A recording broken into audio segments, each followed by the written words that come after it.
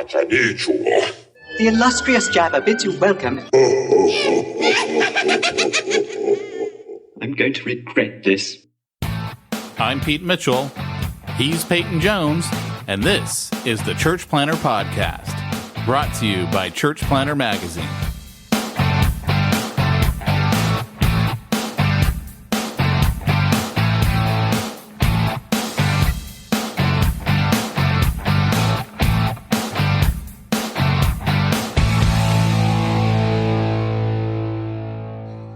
Hey, Church Planter, this is Pete Mitchell. And this is Peyton Jones. And you're listening to episode 404 of the Church Planter Podcast. Yeah, baby. Which we've been doing. From the war room of the Rebel Empire with General Mon Mothma. Which we've been doing for like 7.5 years. And Peyton continually forgets and misses our recording times. I forgot last week. I can't tell you. We had a Monday podcast. I can't tell you how many times I have said to people this last week, yeah, we've only been doing it 7.5 years, and the dude doesn't remember when we record. I mean, I don't know. It was like a senior moment. I don't know what happened to me, man. Like all of a sudden, like I think wasn't it like the next day or what? No, it was later that day. Yeah, it was later that day because I'd been texting and calling you. Yeah, and I was like, oh, dude, like actually at my age now, it starts to freak me out. Like I actually start thinking like, dude, you're getting dementia. It happened when I was in my 30s. I'd be like, oh, I got too much on. I'm stressed. Now I'm like, oh no, like it's a bigger deal to me now. Like this is signs of impending doom and early onset dementia. I was reading about Robin Williams because I guess the anniversary of his death or something, or his birthday or something was this week. And dude, I know this sounds weird, but like if there's certain musicians and artists, if I think about them too much, I get super bummed. Like when Robin Williams died, like when Robin Williams died, it affected me. Really? Like, in a huge way. Yeah, I wrote a blog about it. It was actually the most popular blog I ever did. I wrote a tribute to him. I had 10 people read it. Sorry. Yeah. So, but anyways, I'm telling you, it was unreal. I was like, man, like, so I unfortunately started going down that rabbit hole again. Keep in mind the Church Planter book that I have coming out opens up with wait. Cha-ching! Cha-ching! Church Plantology. Pete, did I tell you I was writing a textbook? Wait, what's this? You're writing a book? Yes, and I finished it. If you listen to this week's or last week's or whatever it is, time warp now, whatever the last episode, I talked about finishing all the edits. But it opens up with Dead Poets Society, where he has them ripping out the talk about an old movie that these young church planters will have never seen. I know, right? I know. I have to up my game, dude. I have to up my game. I don't know. What do you do? Do you talk about, like, I don't even know what TV shows were around in the early 2000s. Are you watching Cobra Kai yet? Jamie and I started it a few months ago because we've got YouTube TV, and we couldn't go back. We didn't really get into it. Is it good? Oh my gosh. Like I get watching the first episode or two. You're like, it's all right. Oh my gosh, dude. It Are they switched? Did they switch roles? You can tell, can't you? Well, you said it they're not quite switched, but there's kind of, it's different, dude. It's different. And, we'll see where it goes. I'm only probably like episode 8 or 9, but I cannot stop watching this thing.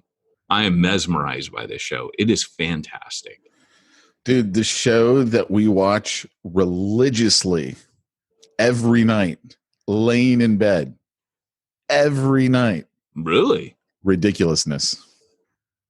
Oh, that's the one where they watch the YouTube videos and stuff? It's America's Funniest Home Videos, just done with, younger crasher guys. And it's hilarious. I mean, they bleep out all the bad stuff, but oh, that's cool. I mean, it's just, what do you watch it on? Hilarious. It's on MTV.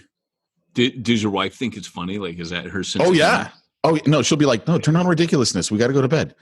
Like she wants that on. That's so funny. Oh, dude. Turn it on. Yeah. No, I need to go to sleep. Turn on TV. It's comedy, man. There are some funny video clips.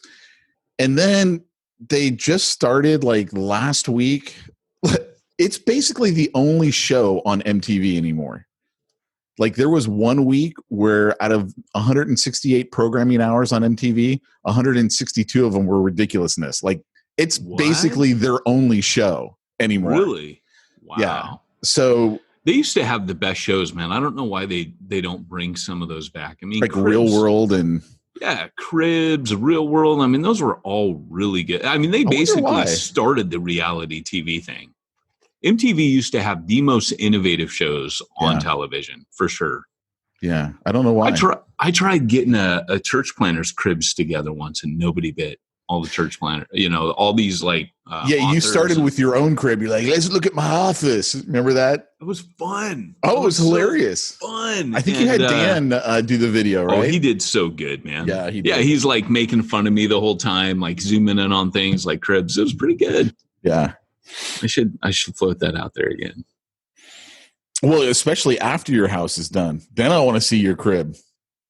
Yeah, man. That'll be the cool design when you finally get that done. They were almost working on a chimney right above my head today. And the guy goes, "Hey, you're waterproofed. You're good. You can have the roofer come in and finish up." And boom, boom, boom. So he took off. But I was for sure that they were going to be like right above my head working on stuff. That was going to be fun. They didn't do it. Well, that's good. What's up with your life, man? What's going on? Which way to the gym? Dude, we joke about this all the time on this podcast. I mean, after 7.5 years, I clearly have a highly addictive personality. Oh my gosh, dude. If you were an action figure, if we made a church planner podcast action figure series, we would have, you can tell me what mine would be, but Pete, the accessories you would come with would be underoos, a barbell, a charger vehicle. You would have an extra vehicle, Pete Mitchell figure not included. Right. And you would have probably like Star Wars 15 guns. Guns? Oh, you would be like Snake Eyes. There were Destro, you had that little backpack in the 80s with all the guns in it. That would be you. So it was funny because we were at church on Saturday night because that's the only time that they can have an in-person service. And the senior pastor, so we go to they call it a branch, right? Because it's not really a church plant because it's not really its own little entity. It's another campus, if you will. And so they try and rotate the pastors through just so, you can feel like you're part of this bigger community, I guess, right? So the big senior pastor was at the church and he was preaching and he comes up to me. I guess we're Facebook friends, right? I mean, it's not like I've ever had, 2 words with the guy. And he's like, "Hey, man, I love your Facebook posts." And then he goes, "You always been into guns or is this Are you serious? How funny." And I'm like, funny you should ask. Actually, I didn't own a gun personally until after the big shooting at the church in Texas. I'm like, that was, 2017, I think, or 2018, something like that. And that's when, I got into it. And then clearly I have a highly addictive personality because podcasts. I got podcasts on guns. I have multiple guns. Let's just leave it at multiple. Let's talk about your addictive personality. Podcasts are also one of the things, right? Like once Pete got into podcasts, he got into once Pete got into a magazine, he got into a bunch of magazines. It's true, right? In fact, right now, so it was kind of funny because when you didn't show last week, I didn't care. This was probably the first time. Cried. You told me you cried. Well, normally, and I could tell by your response, because normally I'm pissed. I'm like, dude, seriously, why are you wasting my time? Right? Yeah. But I totally didn't care because I had literally just gotten done with my arm workout because Thursday's arm day. And I was making Jamie take all these pictures of me. And I was like, you know what? I'm going to bang out this post on Facebook and throw it up. You're making your wife take a picture of my arm. Take a picture of my arm. She's a horrible picture taker. Like, horrible. I got all these great pictures of the rest of the family. And then there's like crap of me because no one can take a picture worth a darn. And so like I kept making her take them over and over again. I'm like, no, dude, look at the picture. I'm like, take it again. It was so funny. And so I like bang out this post and you know, telling the story of losing all the weight and what my goals are and stuff like that. And then the post takes off. And Wayne Ferris, who's my buddy who helped me the whole way, you know, gave me the roadmap. Hey, here's what you need to eat, not eat. Here's what you need to do for exercise, all that stuff. We were going to start a business together, you know, coaching people on how to lose weight and reach their goals. And we never did anything with it. There's a lot of reasons for why we never did anything with it. So we'd set up a website and I was like, hey, you know, if you want the roadmap, you want the guide, how I did it, you know, go over here and get it. Dude, blows up, get tons of leads off of it. Already closed sales this week of people going, yeah, I want to work with Wayne. And, you know, I want the same thing. And I was like, so that was the reason why I was telling you earlier, I was on a call with Caesar Kalinowski last night. And I'm like, hey man, I'm thinking about, you know, doing this challenge for weight loss, you know, give me some of your thoughts, your opinions. And I'm like, see, this is my addictive personality, right? Because now I'm all into lifting weights and fitness and health. And that's good, though. At least it's a good thing, right? At least I'm putting my energy into something that'll benefit. How are you feeling? Remember how like in the beginning, you're like, dude, I didn't realize how bad I felt. How are you feeling now? Because now you're like, you're not just like your diet's better. Now you're like fit. Like, what do you feel like now compared to what you felt? You know, it's funny because I think there's this is my own personal opinion. I think there's a limit on how good the human body can feel, and it can't really feel well, and it can't really get any better than that. It's like, yeah, and the reason why I say that is, so we got a lot of pastors who listen to the From Concealment podcast. I do it with another pastor, Dan Sams, who's probably a church more planner. Than this podcast. I mean, you know, they want to know about ministry, but they'd rather talk about guns and freedom, right? Because that's Dan and I on that podcast. And so I told the whole story on that podcast of I decided to go on what's called the carnivore diet, and I mentioned it to you. And so the carnivore diet is basically, and I was just going to do it for 30 days. And it's a diet where you only eat animal products. So steak, chicken, eggs, cheese, technically milk. I mean, if you wanted it, but pretty much nothing else. Like no salads, no sweet potatoes, no broccoli. Like it's meat all the time. And all of the guys who've gone on it have been like, dude, you feel incredible. I mean, you do like you. And so most of the time people who go on it, they never want to leave and they stay on it. Like there are guys who've been on it for decades, and it sounds really counterintuitive. It's like, how can that be healthy for you? And there's actually a whole lot of science behind it, which we won't get into right now. So when I went on it, I didn't feel any better. And I was like, right. I don't feel worse, but it was like, I think there reaches a level where it's like, that's as good as you're going to feel. And it doesn't really matter as long as you're, you know, in a certain zone, that's just as good as it's going to get. It's not going to get any better. Everything starts having a synergistic effect. For example, if you're working out, you're sleeping better automatically, right? It greatly enhances your sleep, which is going to affect, you know, chemicals in your body. It's going to affect how you feel during your waking out. Like all this stuff ties in. You know, your replenishment's going to largely be based on your nutrition. I mean, all this stuff together, right, is going to have a huge effect. So it's interesting, man. I had kind of a wake up call this week because I went back into editing mode, and then all my exercise shuts down when I'm editing because I've got a full-time job, and then I'm burning the midnight oil trying to edit this thing when I'm done with work.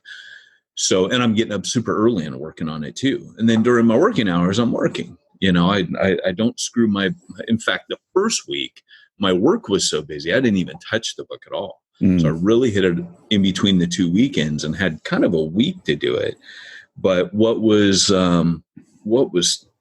really tough is that I'll start putting exercise off. Well, that entire week, I think the combination of sitting and not working out, and not weights, it'll be like walking or running or whatever. I have a neuromuscular condition that we've talked about before. But if I kept getting all this pain during the second weekend, I was telling my wife, I'm just in so much pain. I haven't had this much pain in a long time. I'll suffer with low grade pain on a regular basis because I was born with a spinal condition, but I don't ever talk about this stuff, right? I didn't actually find out that this pain wasn't normal. All people didn't share in this pain all the time, till probably I was in college. I just didn't know what it was from. And about 10 years ago, got diagnosed. But this pain was so bad. On Monday, I decided to go running. I haven't run in probably a month. And oh my gosh, dude, that pain was gone. I woke up the next morning. Yeah, 100% gone because my neuromuscular condition, the flexing of my muscles eliminates. It's weird, man. My nerves get this weird buildup. It's almost like if you study acupuncture, it's that kind of weird thing. So if my muscles aren't active, I get a lot of pain. And so one day of running, just boom, just one wimpy little session of running.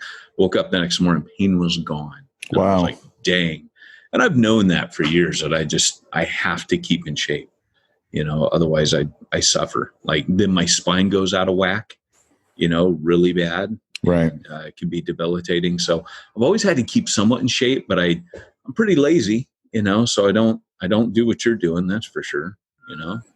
So I didn't the whole time. I mean, that's the thing that I was telling him in the Facebook post is I lost 95 pounds without ever stepping foot in the gym. And what I learned in the whole process is that the exercise piece, it's only about 10 to at most 15% of the journey in weight loss. Now, that's not to say that it doesn't have other significant benefits, because it does, right? Like you just talked about with your muscular condition and obviously longevity, all the studies that have been done on it. I mean, there's you want to exercise because of all the other benefits. But as far as losing weight's concerned, it's not the bulk of it. The bulk of it is literally what you eat. And then it's how much of what you eat. And it's not, most everybody thinks it's how much of what you eat and then how much you're active. And it's not it. It's literally the foods you're putting into your body and then how much of those foods you're putting into your body.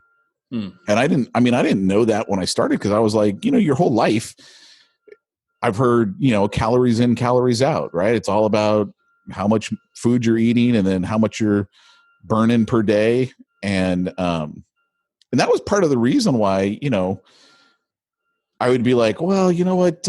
We have these Pringles chips, the little kid size. And I remember at the beginning of my whole journey, I'd be like, oh man, I need a snack. And those are only 150 calories. And I look at it now and I'm like, yeah, but the body processes that so quickly, it might as well be 150 calories of sugar. It's literally going instantly to fat. It's just, so it's not how much you eat. It's literally what is the food you're putting in your body. What about tacos? Protein, baby. Protein. Is it corn tortillas okay? Well, I don't have the corn tortillas. I just have a big plate of meat. No, tacos without the container. Over the year, I would have on taco night here at the Mitchell house, I would just go get romaine lettuce and I'd wrap them in romaine lettuce and just eat my tacos that way. Because there are certain foods that I just won't eat ever again. I'm done.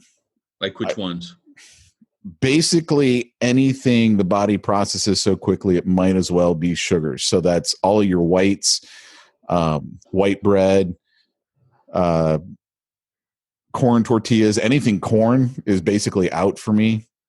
White potatoes. And I used to joke that a third of my diet was easily French fries before. And I'm like, never again, right? So I replaced that with Islands does not hold the same meaning to you anymore. No, dude, I don't go out to eat much, man. Right. And I can see that. It just, one, nothing's open. And two, it's like, okay, but I got to go someplace where I can get certain foods because I won't put certain foods in my body. It's like once you've been down this journey, it's like, why go back to that? Well, you see it. You see the results so fast. Yeah. It's got to be probably like a sermon in action where you're just like, I'm convinced. Yeah. I see it. I see the results. I feel the results. I'd be interested, man. So what's this challenge and how do I, cause I'm actually, now that you're saying that you're getting me on, I'm putting it together. I'm putting it together. I was talking with Caesar Kalinowski last night, trying to get some input from him because he's like the king of challenges. And he gave me some great insight. And I'm like, I woke up this morning at 5:30 and I'm like, oh dude, this is what I could do. This is how I could help people and make it all where it'll work and make sense. So I'll let you know when I put the whole thing together. Yeah, I want to know, man. I want to learn more. What's the book or what's a resource that you would suggest for someone wanting to get their diet? Like if I want to start there, where would you point me? The first thing I would point someone to toot my own horn would be go to americasfitnessclub.com. Because Wayne and I put together basically a 9-step process getting you from where you are to where it is you want to go. These are the 9 areas that you need to focus on. And then he put together a little report that really explains things in a lot more detail.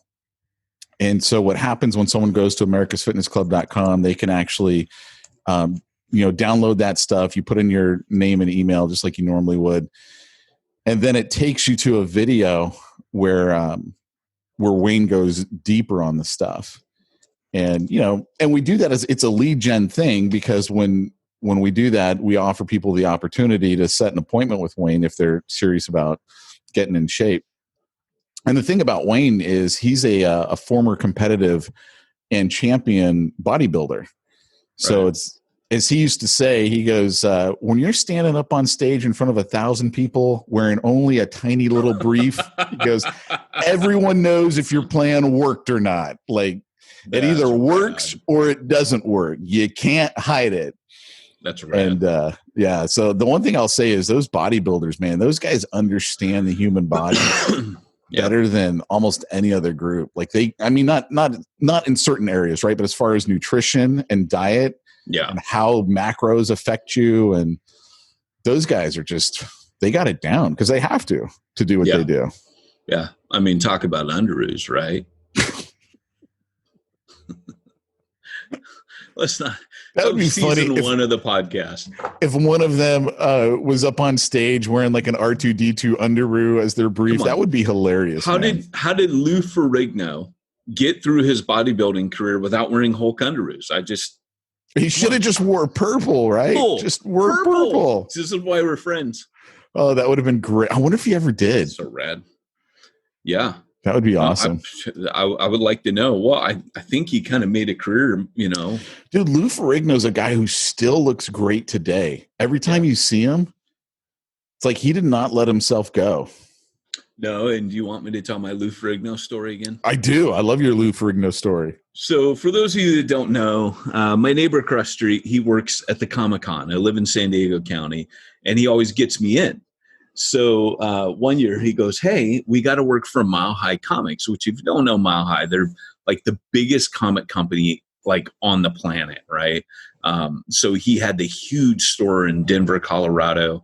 He's kind of world famous. And anyways, I went and worked in that booth. Well, Lou Ferrigno was signing, autographs, and he would go after you. Like if you took a picture of him, he'd come over, and he's deaf, so he would sign to people no, and he'd point to the sign that he had, and it said $45 a picture, and you had to pay. Now the dude's huge. He is a Hulk. So if you don't know, in the 70s and 80s, he played the Incredible Hulk on TV. It's terribly done. And if you don't know, then your parents have failed you.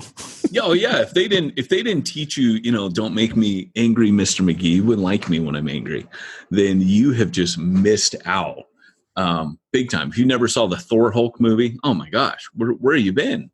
So anyways, so he had all these signs, and I knocked one over because, my job was like set up and wheeling things in and what have you. I knew nothing about the comics. All these nerds are coming up going, do you have this comic? And I'm like, I'm sorry, I don't know any of this stuff, man. I know Batman, but like Frank Miller from like the 80s. That's all I know. And so it was, and people were into weird stuff, man. My takeaway was you nerds are freaks, man. So, but anyways, the bottom line though was I knocked over Lou Ferrigno's sign and it broke. Oh. And he was so mad. Like he got mad, like he was gesticulating and, like, and he was like mad, like mouthing angry words at me that I didn't know what he was saying, but I pretty much got the message. It was something to the effect of, you're an idiot. I want to kill you right now. And, and I, I was, oh, Mr. Ferrigno, I'm so sorry, Mr. Ferrigno. I'm sorry. I'll see if I can find another one. And my uncle's deaf, so I was trying to articulate in a way that he could understand. He could read my lips. And but as I turned around to go, this big grin broke out on my face. I made the Hulk mad. Yes, I was so happy. I could not wait to tell that story. So, anyways, it was pretty rad. That's so funny. It's the best story, man. If you're gonna meet Lou Ferrigno and you don't make him mad, you've just blown the opportunity, right? I would totally pay the $45 to get a picture with him because I would use that in my marketing everywhere. You would. That's true. You would. Well, now I think he needs to pay to take a picture of you, my friend. There we go. Your muscles. There we go. That's all I'm saying. Which way to the gym? Let me get my wallet. So, yeah. You are going to get the battleship though from me, right? Like the tattoo. So when you flex your muscle, so when it flexes, the gun, the guns are going. They fire off, boom, boom, ba boom. Then that way, when you flex, you can go ba boom, ba boom, baby, ba boom. That's what I want to see. I honestly, because you got your tattoo, I think Jamie might let me get a tattoo. You got to get one, dude. They're cool. They're cool. Well, they're not cool. They're nerdy. Look at my nerd. You can't see them on here. You only waited tattoos until you were how old to get yours? 47. 47? Yeah. I'm 44. I mean, come on. It's like, dude, I'm almost 50. That's so weird. I'm almost 50. You're almost dead, really. I mean, you might as well. Dude, I saw Bill and Ted Face the Music. What'd you think? I need to know. Should I buy it? Okay, so don't go in there expecting like it's going to be, cinematic gold. But it was funny, dude. It was funny. Yeah, his daughters have their daughters in it, and they are so funny. Particularly the one that plays Keanu's daughter. She has mimicked his actions from the first movie. Like they're just like them. They used to call him Little Bill and Little Ted when they were little. They're both girls. It's pretty funny, but yeah. So like his daughter's like, whoa, well, and her acting is amazing. And I won't blow the funniest part of the movie for you, but there's a character in there that he doesn't start off funny. And by the end of it, you're like, that is the best part of the movie. Really? Yeah. He was my favorite. So I should get the movie, huh? I thought it was good. I mean, it's a sequel to Bill and Ted, like I said, don't expect cinematic gold, but you didn't like 2, right? I wasn't a fan of 2, no. Oh, see, I don't know, man. There were so many great parts. Dude, I grew up in a Baptist home. Yeah, a dad was a pastor of the Baptist church. Yeah, I mean. They go to heaven and they go to hell. So that must have been like the forbidden fruit because, when he goes to heaven and goes, dust in the wind, or no, that's the first one where he goes, dust in the wind, dudes. In the second one, he goes to heaven. I can't remember. Oh, he goes, he has to say something wise to get into heaven. So he goes, every rose has its thorn, just like every night has its dawn, just like every cowboy sings a sad sad song. And all the wise people are like, oh, they let him in. It's pretty cool. That's And awesome. then they face off against God, and it's probably not a good Baptist youth movie, is it? I'm just saying, man, it didn't go over well, and I didn't find it funny. Like like you found it funny. Oh my gosh, did I find that funny? Then, I thought as this we've one was discovered, good. you and I have very different views on movies. Big time. Yeah, I like part 2 better than part 1. That might be my sin. Yeah. Yeah, and you still think there were prequels to the Star Wars movies, and I don't. Hey, Revenge of the Sith. You was gotta awful. give that something. Was awful. So good. They're all awful. Revenge of the Sith was a masterpiece. I'm sorry. The guy who was played good. Anakin cannot act for anything. He's horrid. I think it was more his direction, though. I do, because in part 3, his acting was quite good. No, He played it that wasn't. smoldering angry. Angry acting is a lot easier. He did angry acting well. Yeah. I told you, I think on the podcast, that supposedly there's a Lucas cut of The Rise of Skywalker. I can't wait. 4 hours long, brother. Is that And what you heard? Last Jedi is going to be 3.5, 4 hours long. What, they're redoing it? They're retconning them. No. Yeah, dude. I can't wait. So Kathleen Kennedy's hands are off the steering wheel forever. And there's that saying now where they say, get woke, go broke. Every time they try to do the social justice warrior thing, they just lose tons of money. So they're kind of saying, hey, maybe we should entertain and tell stories and not try to make all these social points, which, if it's a social point that needs to be made, I don't got a problem with it. But there's been a lot of preaching. And one thing I've learned from being a Christian is people don't like being preached to. It doesn't matter who's preaching what, it insults people. So I think Disney's finding out that preaching is insulting. What's funny is, so Mackenzie, my daughter, who's 5 years old, she is like a girly girl. Yeah. And she is like me. Like, she is going to be the gunslinger when she's older. Not Luke. It's going to be Mackenzie. You watch. But she's such a girly girl. So you know how Mulan is supposed to be coming out or is out or something like that? I don't know exactly what the status of it is. She goes, I don't want to see that because she looks like a boy. Because that's the whole storyline for Mulan is she's supposed to be that movie son. looks so good to me. Yeah, but that's so Mackenzie though. Like, she's such a girl. That's funny, dude. I don't like her. Really she looks like a boy. No, that's funny. Dude, look like a lady. Da-da. Should we actually get into our topic? I was just thinking, hey, this is kind of nice. Nobody's talking about. We have no time left to talk about our topic. Which when my buddy Tom Bernardo told me, no, I'm fine. Yeah. I will have to go actually, but I got a little bit of extra time. But when my buddy Tom Bernardo said to me the other day, he goes, "Hey, I was listening to Church Planter podcast. I felt like, should I explain anything to him or should I just let it sit there? About you were telling him." No, he told me. He said, I was on my workout and I was listening to the Church Planter podcast and he was just referencing something. And I'm thinking, I bet he doesn't typically listen to that. And I'm thinking, should I say anything to him? Explain, or should I just let it hang there? Just set it out there. Let him make his own conclusions.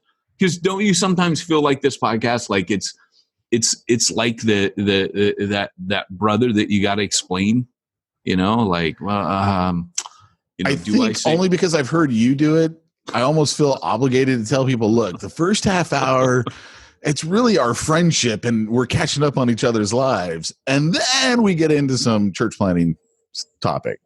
Yeah. Yeah. Which, can be a little bit of a.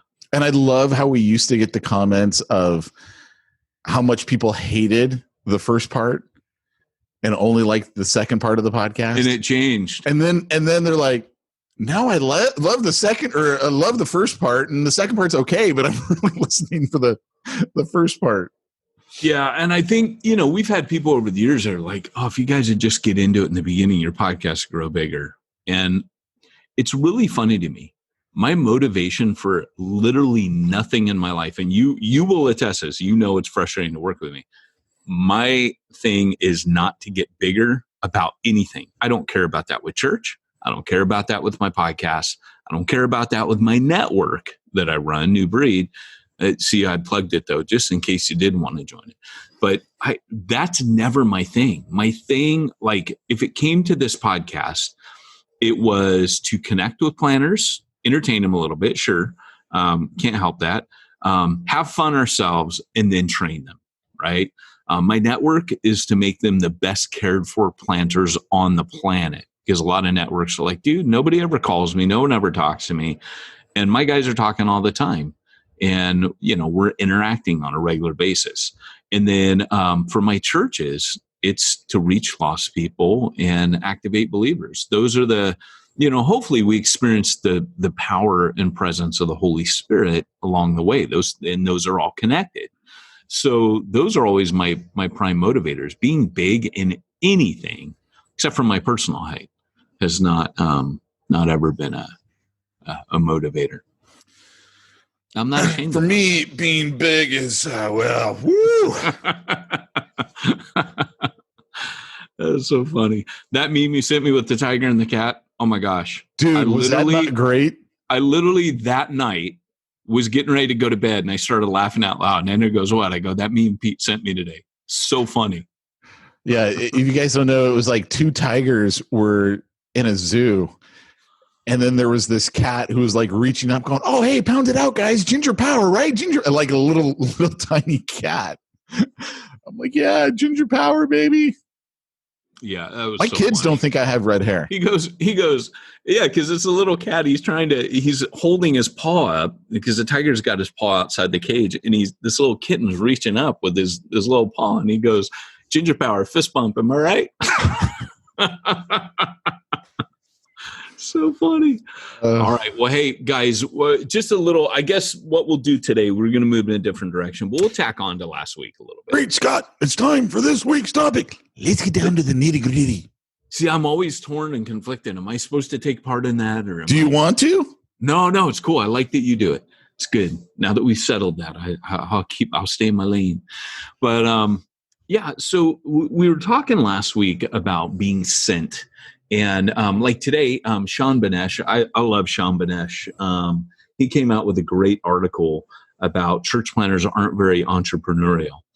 And what was kind of cool about that was he was breaking. So when you guys read church plantology, cha-ching, I'll talk about the fact that lots of people can plant a church, but it doesn't make you apostolic. Apostolic people tend to be the more, missionally speaking anyways, entrepreneurial. I don't see the connection between an apostolic church planner and an entrepreneurial business person. I get that they're both doing startups, but I make the point in the book that startups, it's a one-time deal. Kind of like you, Pete, where you're like, hey, a guy who starts up a business doesn't make him an entrepreneur. And I feel that same thing when it comes to apostolics. Like, for ministry, I can do it till I'm blue in the face. But if you said Peyton Jones is entrepreneurial, I would say I'm for sure not. That's not my gift at all. Like, I could never do what you do, right? So I don't think they're the same. Preach. But it's true, right? I mean, really, you couldn't do what I do. Yeah, no, there's no way. Oh, in many areas.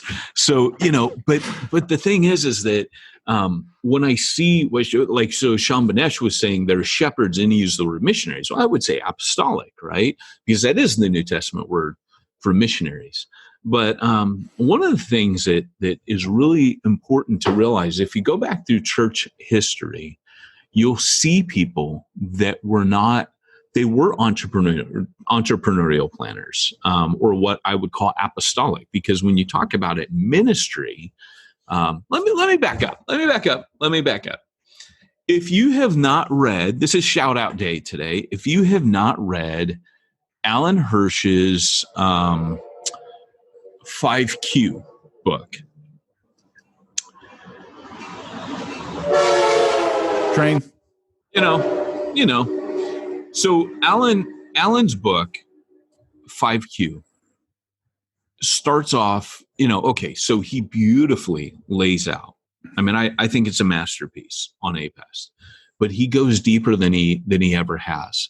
So what he does, he backs up and he unpacks the Godhead, and he looks at creation and he says, look, because let me reverse engineer this. Jesus had all of the roles of APEST within him. Fist bump, am I right? APEST power, right? He had all of them within him, the apostle, the prophet, and I demonstrate that in Church Zero, right? Ching, that Jesus had all these. You can find the scripture where it says he's all of these, right? So Jesus, when he ascends, so he's the perfect human being, which means he perfectly represents who God is. So when Jesus ends up ascending, after he redeems humanity, he kicks down his ministry in 5 different functions known as apostle, prophetic, evangelist, shepherd, and teacher. Well, what Alan Hirsch does, he goes back to the creation of the world. And sorry, it's a little more theological than we usually are, but Alan Hirsch goes back and says, if Christ is the embodiment of the perfect man, then that means he's perfectly reflecting God's nature, right? That's why God way back in creation said, be fruitful and multiply, because in doing that, he was going to cover the earth with his glory. And because of that, the mission mandate was to spread out, and therefore the APEST was a part of that. So what he'll say is, even though man is made in the image of God, think about it, Pete, your entrepreneurial nature is part of God's heart. God is entrepreneurial nature. So you have, in the natural, you have the apostolic that manifests in the natural world as entrepreneurial businessmen. That's part of how you were made in the image of God. And this is mind-blowing, right? Then he would say someone who's really caring and a good listener, and this doesn't matter if they have Christ or not. In the natural world, they are embodying the heart of God as shepherds, right? But it's in the natural, the image of God in them. It manifests. You can find all these things. Like he'll say inventors.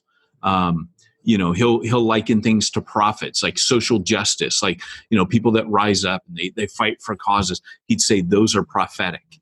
Poets, prophetic, right? People that can speak about the nature of things.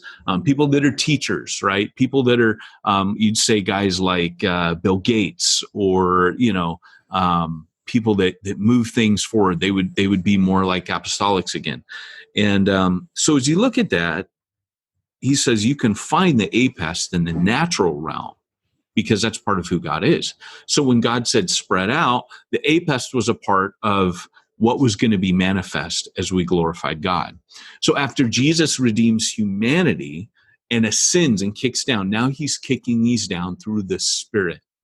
So now we're seeing the apostolic, what's in the natural, as Pete Mitchell, as an entrepreneurial businessman, in the Spirit, when the Spirit makes that a functionality of the church, it looks like an apostolic. So one is natural, one is supernatural. Does that kind of make sense? Mm-hmm. Yep. Same with teaching. Like you can have a guy that's an awesome teacher naturally, but he could not convey spiritual truth to save his life, right? And I've seen that. I've seen doctors that come into the church and they're like, hey, I could teach. I'm a doctor. I lecture doctors all the time. And then they stink up the pulpit, right? So when you look at these different roles, it's a missional lens of APEST, but all of a sudden you realize that not only did the mission not change, but even what God is manifesting, right? The natural of all these things is left over. So that's pretty important to back up and just kind of to realize and to know. Now, if you put maybe Caesar Kalinowski is a perfect picture of a guy who's entrepreneurial in the natural and in the supernatural. I mean, what a combination, right? Right. So that might be what's happening there. I would say that for me, I would be perhaps in the natural more of a teacher rather than and then apostolic in the supernatural. And maybe that's why I couldn't run a business to save my life, right? But when it comes to leading a church and mobilizing people, I can use that spiritual gift. If other people are upholding the business aspects of things. I can do the spiritual stuff, So that's just something kind of interesting to play with. Maybe I'm wrong, maybe I'm right, but that's how I understand it. And even that book 5Q that kind of lays this out. I mean, you got to get a hold of that. But looking at a guy like St. Patrick and the little time we have, St. Patrick lived in the 5th century, and he was, a missionary to Ireland. He was not Irish. His original name, they believe, is Mywin, which indicates he most likely grew up in Wales, right? And what would happen is raiders would raid the seacoast. Some of you guys that saw Games of Thrones, that one coastal thing, they were raiders. That's actually based on history. What would happen in Celtic nations is they would raid the coasts. They would take people, put them in boats and kidnap them and take them to their land and make them slaves. And that's what happened to Patrick. Is he was taken off the coast of Wales when he was herding pigs, and they forced him into slavery. So when he was freed, he returns to Ireland as a missionary. And if I'm not mistaken, I think Patrick escaped. So when we say he was freed, I don't think there was any freedom movement going on. I'm pretty sure he ran away. But he goes back, right? And during that time, a lot of the stuff is modern legend, so we don't know, but apparently 300 churches were planted through St. Patrick and 100,000 people baptized during his ministry. Now, the crazy thing is, and I tend to believe this because the more apostolic I'm functioning, the more miraculous things happen, the more supernatural things happen. But there were crazy miracles. And some of them involve, like St. David was the St. Patrick of Wales. He was the guy. These were like apostolics, and they formed these missionary monasteries. So they didn't build these big cathedrals or anything, but they would have these centers, and they were made out of stone and stuff, and they would worship there, and they would house a bunch of people. They'd send them out. So that's how the planting would happen. Well, in Wales, there's a story of St. David where he was speaking to this crowd of like thousands of people, and the hill, where he was at, there was no hill, which makes you think, okay, that's not Wales at all. That's got to be a myth. But apparently the ground where he was at rose so he could project his voice. Now that's probably, I don't want to say, God can't do that, but that's probably a little bit of fan fiction going on there, that the ground rose underneath his feet. Not that it couldn't happen, but there were miracles that most likely happened during this. And of course, when you read the accounts and some of the histories, you'll hear about miracles. And that is something that often goes with frontline ministry. You can read about missionaries today, and they'll talk about all that. But here's the deal. This is what he says. He writes, the only letter we have, the only writings we have of Patrick that survived is a letter to the soldiers of Coroticus, right? So obviously he's writing to Roman soldiers here. He says, I, Patrick, a sinner, unlearned, resident in Ireland, declare myself to be a bishop. I like that. I declare that I am a bishop. Most assuredly, I believe that what I am and I have received are from God. And so I live among the barbarians, a stranger and exile for the love of God. He has witnessed that this is so. And so what's interesting about this is, if you take apart just how he introduced himself, number one, this is true of apostolic planners. He feels unqualified. He says, I'm a sinner and unlearned, right? He also demonstrates this internal confidence in his call. I declare myself to be a bishop. So all of us as planners, it doesn't matter if people around us don't recognize us. You read Paul in Galatians, and Paul's like, hey, I met with the 12. They didn't add anything to me. Paul knew he was called and sent by Christ. Now, if you're sent out, I know lots of planners that were sent by a sending pastor, and that's great.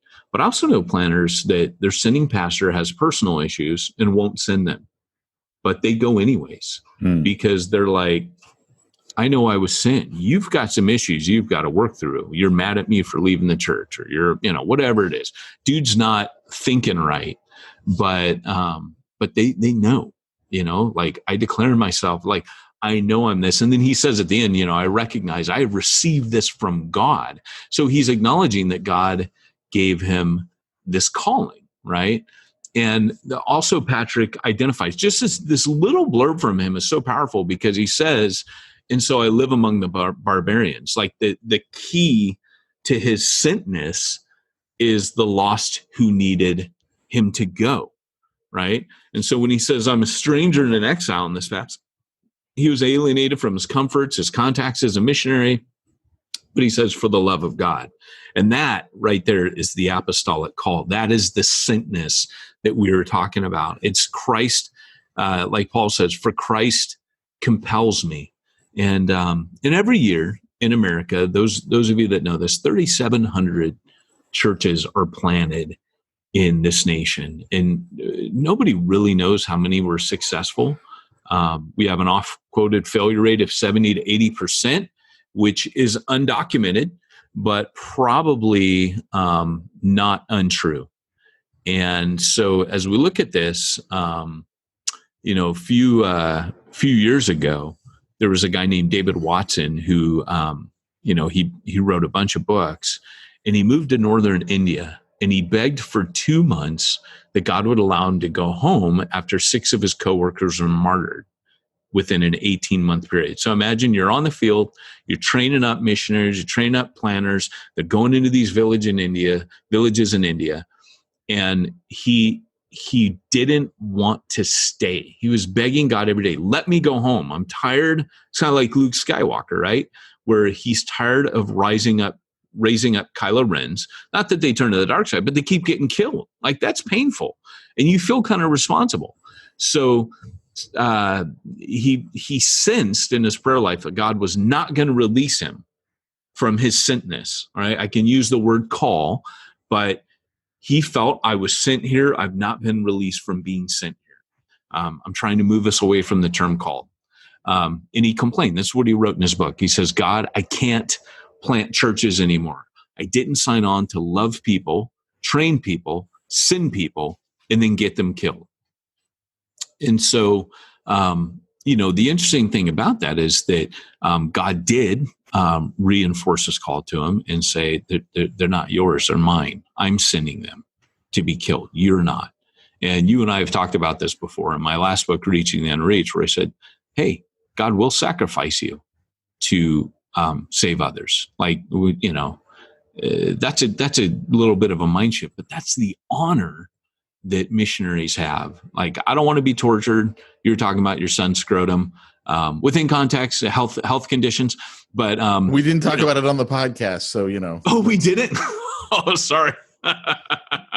So this is what happens. Hopefully, when he hears this episode when he's older, he's like, when he's older, what's Dad talking about? Dad, why are you talking about my scrotum? But like always for me, there was a James Bond movie where they wreck his scrotum, and I'm always like, oh gosh, being a missionary like that, it's the torture, right? It's not the death. But you watch these guys in Egypt, man, they're singing on the beach for the honor of being martyred. And these guys, you just watch it and you're like, holy crap. Like, these dudes are my heroes.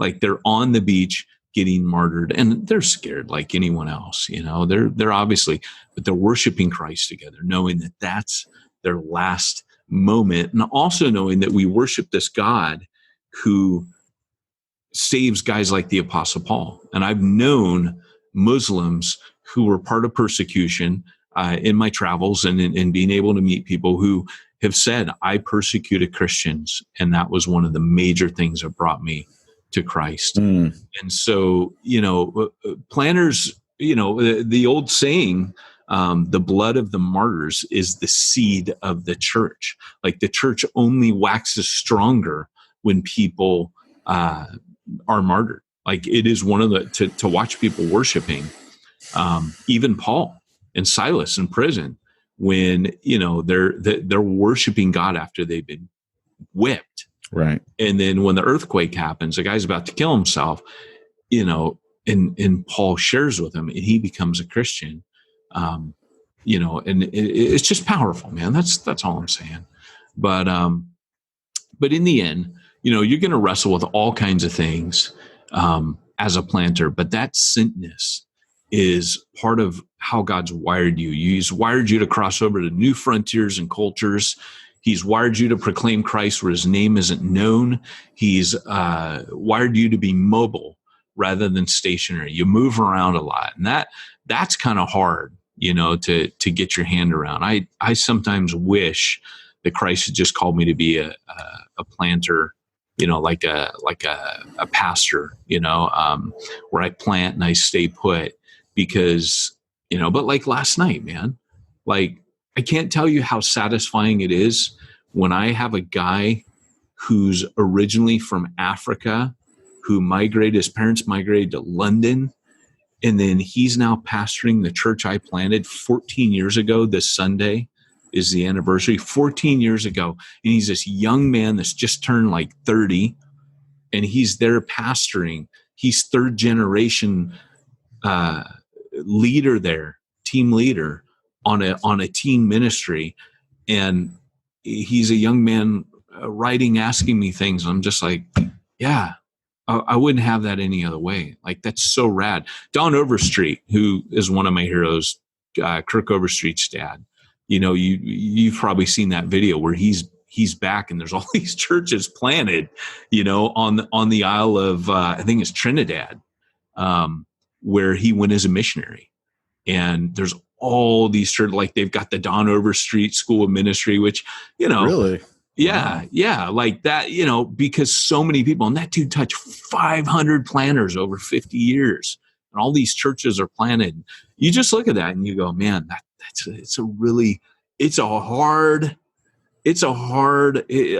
can't complain that I've ever had anything hard. God has done nothing but bless me this whole time. So I can't say it's hard for me.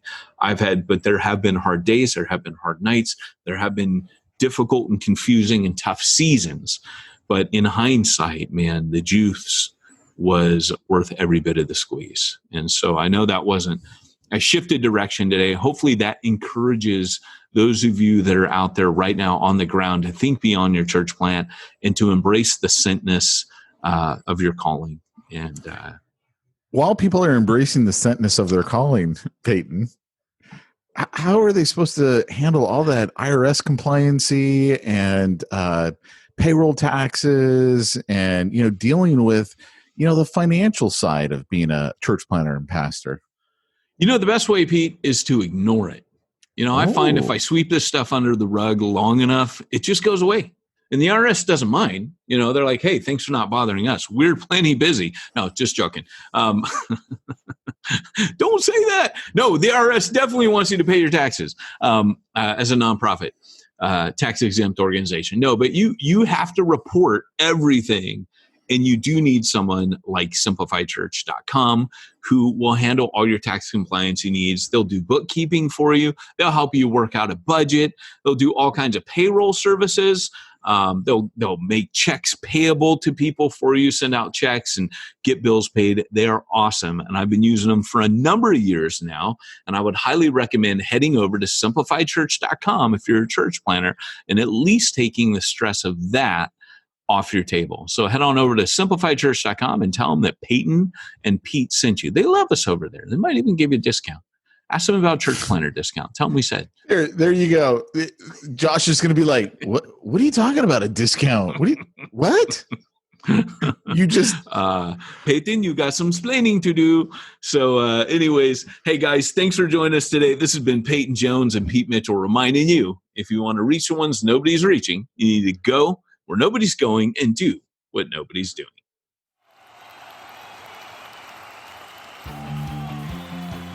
Thanks for joining us for another weekly episode of the Church Planter Podcast with Pete Mitchell and Peyton Jones.